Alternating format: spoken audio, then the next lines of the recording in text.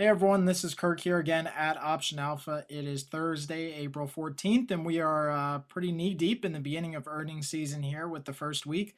Little bit of a surprise that a lot of companies are coming in a little bit lower than what everyone kind of expected. I think a surprise for Wall Street. I've and posted about it when earnings started that I thought it's going to be really hard for companies to continue to show the growth that they showed last year over year in their earnings. I think that's exactly what we're seeing. So one quick chart I wanted to go over with regard to earnings, just because I think it's pretty interesting how the patterns of the chart patterns are working out here, is Google. So Google actually announced earnings right after the close. The earnings per share was a little bit less, but revenue solidly beat.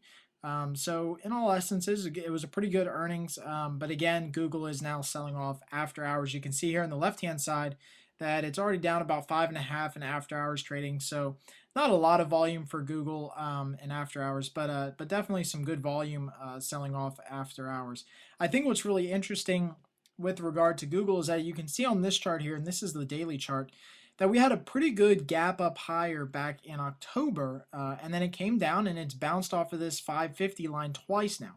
Now, what's interesting is that it's actually trading right now at 546, and you can see it right here on the left-hand side. So that's actually just below this strong support level at 550 that I have drawn on my chart.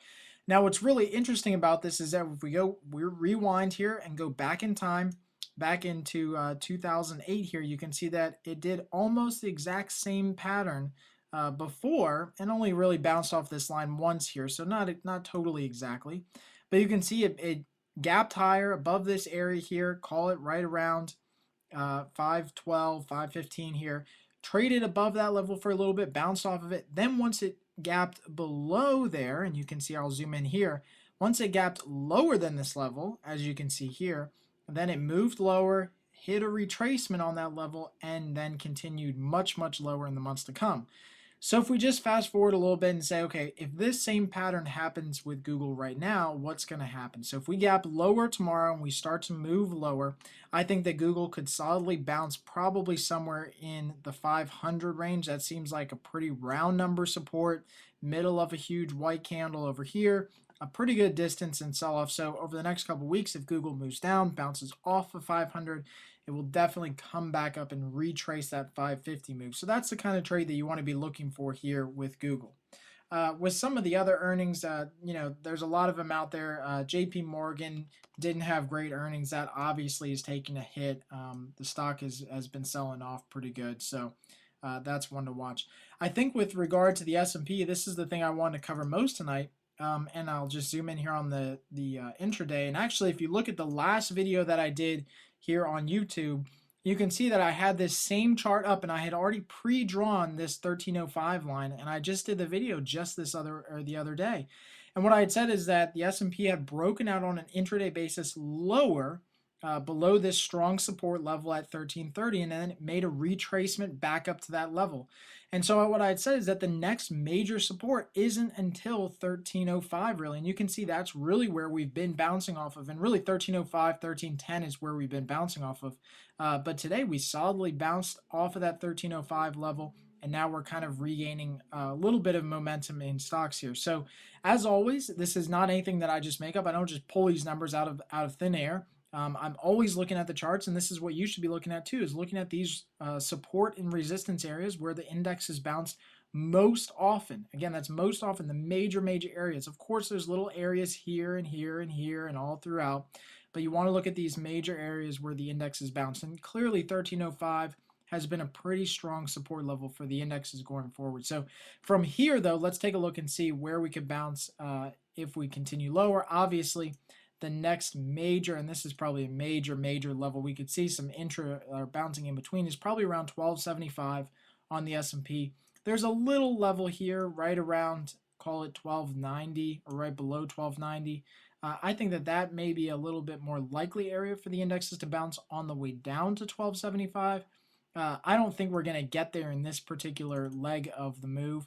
I think that we've had a really good rolling over here, but as we've all seen, the markets are a lot stronger than we think, at least right now with the government pumping money into them and just kind of supporting the market with all types of programs. So we can't be too careful on the short side.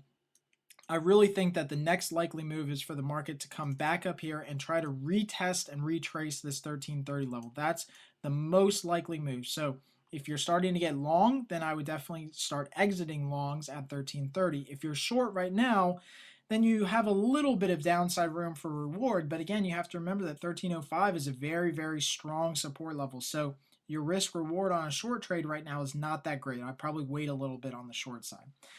In regard to one other thing, I think that it's pretty interesting what's happened here with commodities, and namely crude. And this is an intraday chart, and I'll just back it up here to the last 30 minutes. Okay, so this is an intraday chart of crude. What's really interesting is how quickly this thing sold off in the beginning of the week with the comments by Goldman.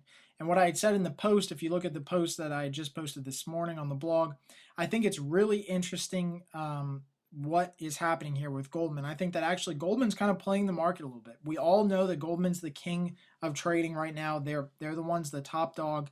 And they're never going to tell you their hand. And that's really the key picture here, is that even though they made public and they told their clients that they're getting out of commodities, they still even said in their statement that they're going to remain long-term bullish on commodities until the end of the year, and particularly crude. So to me, I think that this is just a ploy. I think Goldman's trying to scare the market into selling off so that they can get better prices to buy up crude oil. And you can already see it's had a little bit of a rebound over the last 2 days.